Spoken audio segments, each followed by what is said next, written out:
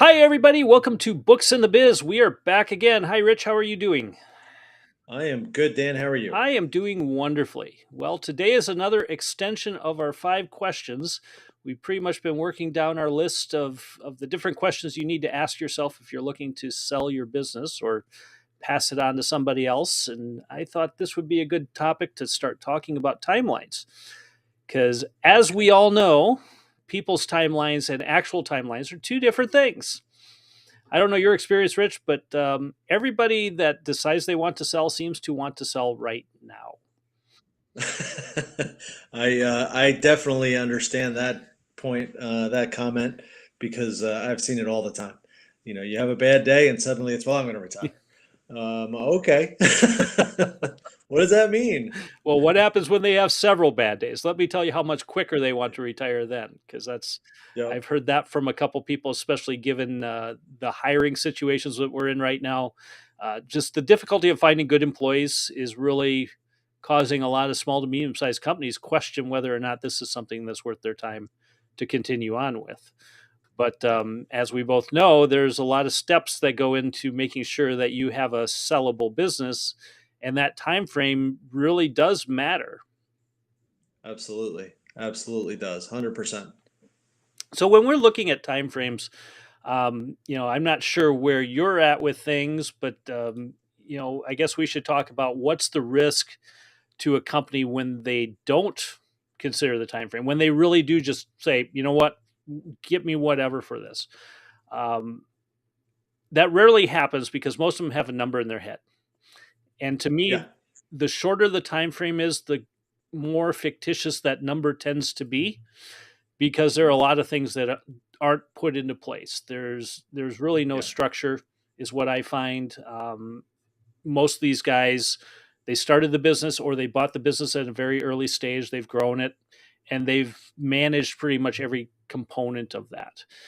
And it's very difficult from that standpoint to then go, oh, here's the keys, I'm done, somebody else take over, because whoever comes in then has to basically rebuild that structure all over again. So from an operational side, the shorter that window is, the more discounted that business is going to be, because the new owner knows they're going to have to put a lot of work into getting that business where it can run by itself.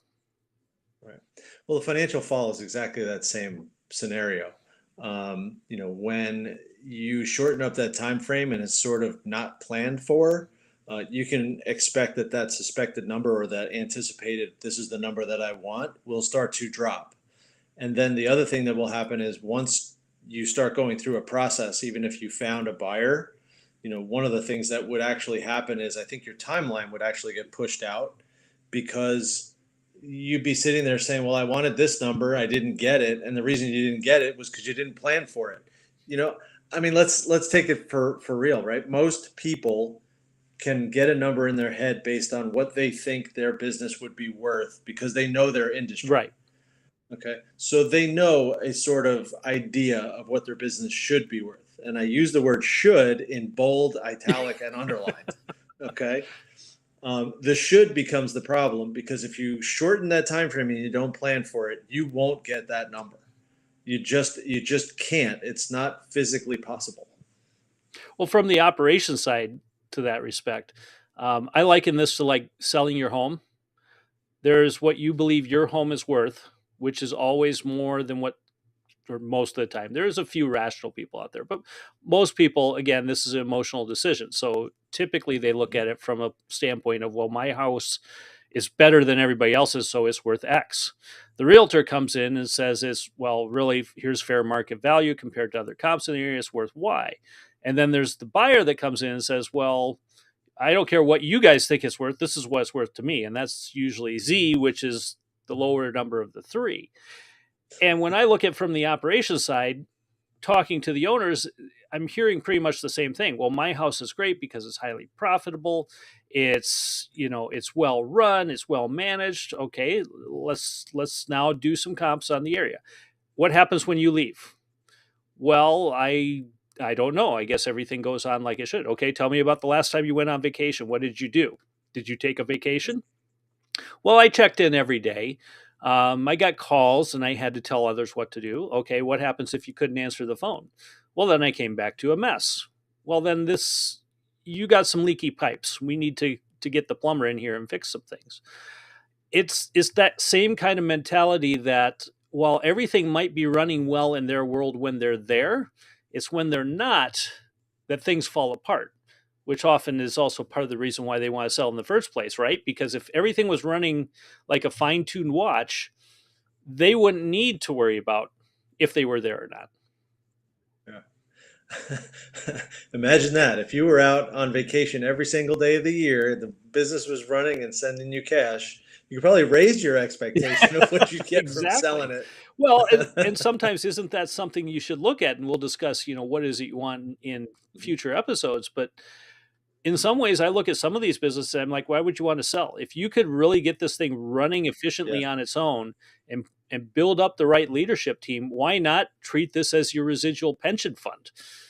It yeah, can just keep printing cash for you if it's really running that well. yeah. I had an example of that. I had a gentleman who owned a business that he had taken from his father and built it even bigger. Mm. And funny part was it was a very unique product. And the factory is right smack in the middle of Newark. And the fact of the matter was it was just one of those businesses that was so profitable. You had to ask the same question, like, why wouldn't you try to hang on to it? You know, like someone in the family should, hang on to this because there's no way you're going to replicate that. Yeah. It just, you're not going to move to a different business that day and say, well, now I'm going to do just as well. Well, I think the uniqueness of the product was a huge piece of their puzzle. It's always nice when you can find those businesses that have that. They've just got that small corner of the market, and they're big enough that they're quite profitable. They do well, but they're small enough that they're really not on anybody's radar. And I've seen a few of those where they have sold, and they're wonderful businesses because they just run like clockwork, and they print money, and really the new owners just kind of sit back and take it all in. But again, those are very few industries or businesses that you can get away with that. Right. Right. And in that case, he really was an absentee owner. I mean, well, I mean, from a sales standpoint, he was still very much involved, but I mean, the people there knew how to produce the product, and he wasn't sitting there producing the product. Hmm. So that made a big difference in what he would be able to even think about doing. But I think it does come back to that actual question, though, and I think we've talked about this before. That how involved is the owner slash founder slash seller? How involved are you? You asked it. When was the last time you went on vacation? Because a buyer has to be able to replicate, at least replicate. They don't want to just replicate. They want to they want to move it forward. Right. You know, so how involved are you? Because that's going to be a massively important question. Now we should probably talk about when it comes to timeline. There's many different timelines we can work from. There are a few turnkey businesses like we've talked about that you can just hand over the keys and everything's going to run just fine. Vast majority of companies aren't that, and then there's different gradations, if you will, of when should you start. And I'd be interested from a financial side. What is it you have to really look at to say, okay, this business is now ready to sell, and how far back do you have to work your timeline to say, okay, if you're going to sell today, you should have started X by however many years ago. What sort of things do you look at from a financial perspective that the owner would need to know? Well, I look at what I think or what I suspect the buyer or a potential buyer is going to ask me for. Mm. So if the buyer is going to come in and say, I want to see X, there's my list. And 9 times out of 10, it's not 2 years of financials, it's probably three. It could possibly be four. Mm. I would say, depending on the size and depending on the circumstance. I mean, if you've only owned a business for a few years, I don't think they're going to go back to, well, let's look at the owner before you. So if you've only owned it for 3 years, I don't suspect they would go to that fourth year. Right. But most of the time, when people are asking me to get involved, we're looking at the last 3 years of financial statements And so there would be my starting point. If you're really thinking about selling, I'd be prepared that they're going to ask you for 3 years. I'd want to be ahead of that 3 year period. Hmm. So I'd be thinking about it now. If I want it to be 3 years from now, I want to be out. And on top of that, you might want it to be a little bit,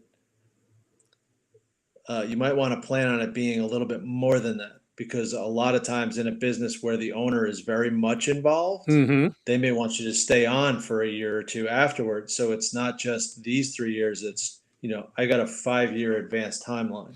That's a good point, because there are a lot of, when transfer of ownership happens, I almost always see some sort of contingency in there that the owner must stick around for at least 12 months, sometimes 24. But usually that first 12 months after the transfer of sale, they're kind of there almost as a consultant to help with that transfer and make sure that Mhm. goes as smoothly as possible. A lot of that is related to the sales side of things, maintaining the customer relationships, because that's usually the weakest link here. Is once the customers know the owner is gone, there's a lot of fear involved of whether or not the operation is going to maintain the same amount of quality that it did when the owner was there. Mhm. Yeah, I definitely have seen it. The other thing I would throw into there too is they're they just actually extended this, I believe.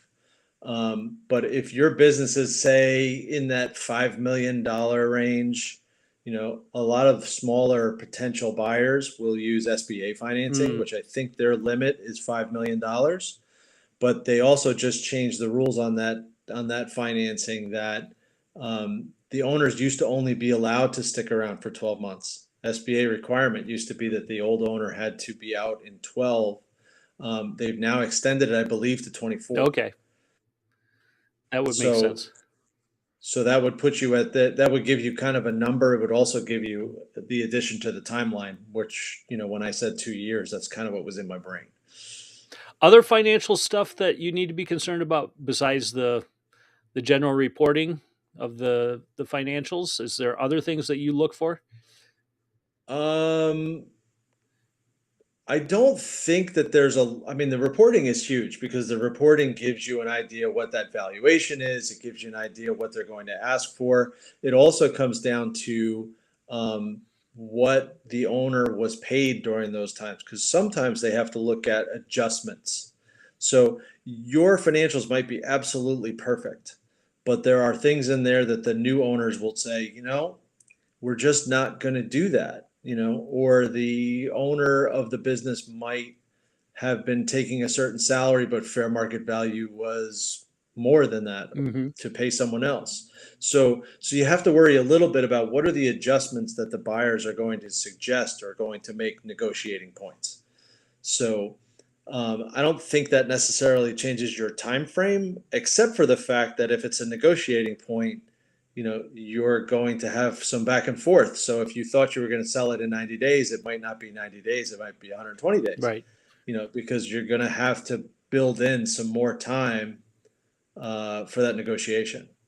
Well, some of the stuff you were bringing up definitely changes the timeline for me when I look at a company. As you point out, if the owner's very involved and they're pretty much, that's their salary, is they're handling something that maybe three or four other people are going to have to handle on their absence. I really have to look at how long is it going to take A, to hire, B, to train, three, to get to proficiency level where we know that they could run the show without the owner being there. And my rule of thumb tends to be about 5 years. So you were saying three with possible extension of two more. I'm looking at 5 years with a possible extension if, again, the new owner wants to keep the old owner around for whatever reason. So it's really looking at, again, the degree of involvement that owner has determines the amount of time, almost in years, that it's going to take to transition that out of their hands. The other things you also have to look for are what sort of operating procedures do they have in place? Do they have systems and processes lined up that are followed regularly and employees understand them, and they're constantly updated by the team? We also have to look at, are there any industry certifications or qualifications that they need to keep up to date on or they need to add that's going to make them more attractive to the new buyer. There's all these different factors that have to be put into play. And if you're not ready to do that, that just takes more time. And it takes more involvement of the owner at a time when they want less involvement in the business. And then there's also the other factor, which is never accounted for, which is when that owner retires, what are they going to do with themselves? Because if they don't find a way to channel that energy, they're going to end up getting re engaged in the business they're trying to get out of and undo everything that basically we're doing to get them to the point where they could sell the company. Now, from the standpoint of all this, what my first steps with this again are kind of looking at how the business is run and talking with that owner and trying to figure out what things they're doing, what they're not, who's doing what, how involved are other employees, do they have a line of succession in leadership that can step up to the plate and backfill those positions, what power has been given to those people so far, do they have a way to let go and let those people do their jobs, and then the other part of it is also who do I have to hire. So once you start finding these gaps in the org structure, who else do you have to bring in? And how long is it going to take to do that? In a lot of these positions, especially when you're talking about middle to upper management, they're not readily available. You're going to have to go looking for them. You might have to go take them from a competitor or from another resource to get those people in. And we all know what a problem frontline workers are to get in the door. Well, now you're looking for somebody with maybe 15 to 20 years of experience. How easy is that person going to be to replace? So, from my perspective, I'm always looking at that structure, the culture, the systems and processes that they have in place. And that's really where we start the work on determining timeline and what steps we need to take moving forward to get them ready to sell. How about you? I think that if someone was to come to me today and say, I'm really thinking about selling, I would take a look at the last 3 years of financial results. I'd start there and then I would compare to giving myself a very rough estimate Mm-hmm. and get them to say, well, here's what I think it's worth, here's what I would want for it. And let's see how far apart those two numbers are. And then from that point, you can say, well, if that's the number you really want, then here's how we have to go about getting to there. And let's see in the last 3 years' numbers, what numbers are they that would keep you from getting the number that you want? And that way you can start to work on it. So then if it takes the next 2 or 3 years of here's your financial results, you're actually working towards a goal. So that would be my starting point. Just let's look at if you were to sell it today, where would we wind up? You may not like what you see. You may love what you see. I couldn't tell you from the start, but by doing it that way, at least, you're kind of giving yourself that if I have to make significant changes, I could get out of here in 3 years.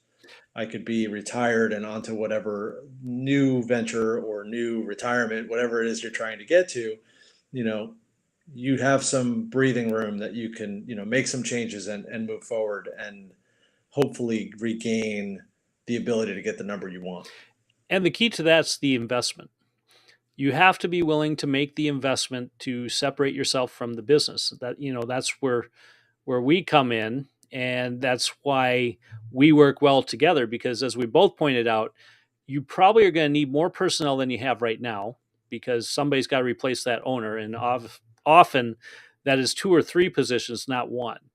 So there's a cost to that. And depending upon how big the company is and the talent you need to try to attract in, that cost can be pretty significant. So you really have to look at what are you willing to invest back in the business to get the number you want Mhm. versus, am I going to sell this house with a bad foundation and accept the dollars I get for it?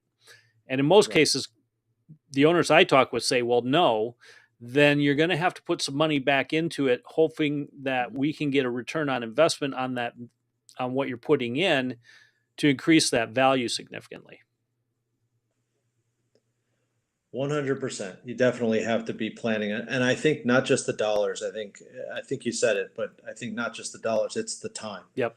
give it that last push. Maybe you're tired and that's why you came up with the idea of I want to retire now or I want to get out. But give it the time and give it its due so that you can get back to the number that you really were thinking you were going to get when you do decide to list it as for sale. Exactly. So, what's your takeaway from all this, Rich, as we wrap up here? Start now, give yourself a 3-year horizon. I think, I had always said start early, start early, start early. Think about it, at least let it rattle around your head, try to put something on paper. But I think that at minimum, count on it being a 3-year time frame. You need to be able to look at that 3-year time frame, and because that's what people are going to look for when they come in to examine your business and decide what it's worth. So take a look now, plan for 3 years, and let's rock and roll. And while you say 3 years, I'm going to stick to my 5. I think from an operations standpoint, the caveat is how well is the business running without you being there. And if the business is incapable of running without you, that's going to lengthen the time. We could get it down to 3 in many cases if there's some things in place, but the challenge always is how quickly can you step back and still have everything working as it should. And that's a pretty hard thing to do. Well, Rich, this has been fun. We've got a couple more questions we'll be answering in the next couple episodes, but really it comes down to, folks, when time is a factor, you need more time than less often, and you need to make sure that you're doing what you need to do to get that company ready to sell. So that's been it for Books in the Biz. How do they get a hold of you, Rich? Best way is by email with rveltri@veltrigroup.com. And you can get a hold of me at danpaulsonletsgo.com. You can watch more of these episodes. You can catch up on our future and our past ones if you go to booksnbiz.com, as BOOKS, the letter N, BIZ.com. And we will see you at the next episode. Talk to you later, Rich. Take care, Dan.